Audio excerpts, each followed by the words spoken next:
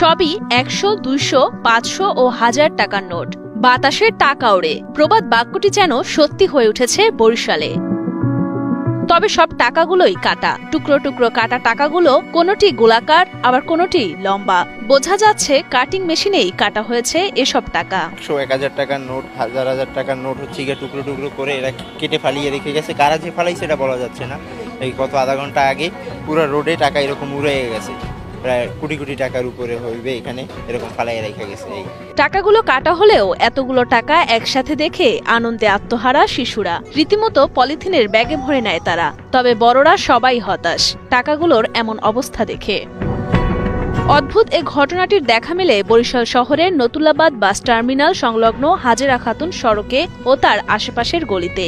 সোমবার সকালে বাসিন্দারা রাস্তায় বেরোতেই দেখতে পান এমন দৃশ্য।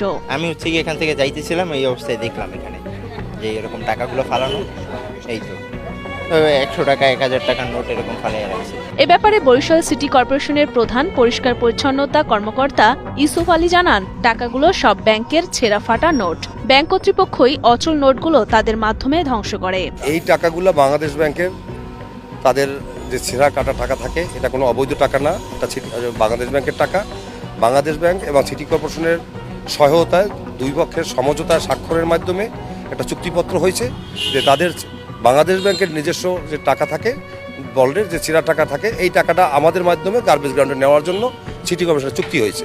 সেই অনুসারে এই টাকাগুলো আমরা নেই এবং আমাদের সিটি কর্পোরেশন একটা ফি জমা দেয়, তার মাধ্যমেই আমাদের এই টাকাগুলো অপসারণ করা গার্বেজ গ্রাউন্ডে নেওয়া হয়। এটা কোনো অবৈধও না এবং এটা কোনো ইসের টাকাও না, এটা বাংলাদেশ ব্যাংকের টাকা। রাস্তায় হয়তো নেয়ার পথে হয়তো করতে পারে, গাড়িতে থেকে হয়তো নেয়ার পথে ঝাঁকানি খায়, উঁচা ঠালায় পড়ে, এই সময় হয়তো পাশ দিয়ে পড়ে গেছে। যেহেতু টুকরো টুকরো টাকা তো এটা বস্তাবন্দি করে নেওয়া হয়, হয়তো এরকম কিছু হয়েছে, ভবিষ্যতে না হয় সে ব্যাপারে আমরা খেয়াল রাখবো।